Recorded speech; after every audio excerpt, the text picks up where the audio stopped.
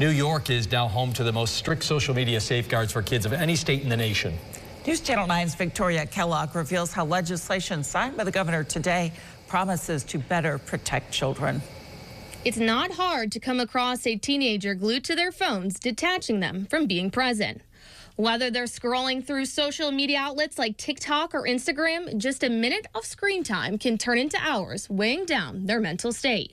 You know, the children don't know who they're talking to on the other end, and then they get exploited, and this all could have been avoided had there been some, proper law preventing them from even signing up for these apps. This journey leading up to this moment took a turn just a few weeks ago, where New York State legislative passed the bill relieving concerned parents who will now have more control than ever, keeping their teens safer from addictive scrolling. If I had known the things I know now, I never would have allowed my children to have access to social media.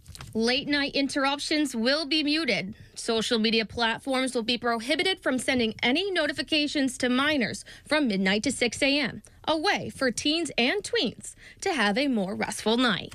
Time for them to just get away from that, study, not have to focus so much on what's going on the internet, maybe not concern themselves with things that are going on across the world that they don't necessarily need to know.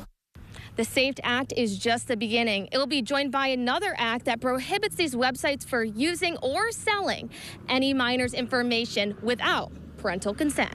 Needed for a long time, and there's just been a lot of victimization. There's been a lot of mental health issues, learning issues as a result of social media, as well as suicide rates, just because of some of the sextortion, some of the things, and how it affects children. A promise to keep our children's online adventures safe with every swipe and tap. In Syracuse, Victoria Kellogg, News Channel 9.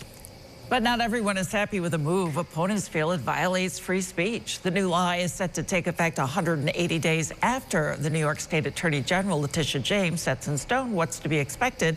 She will then have the power to fine up to $5,000 per violation.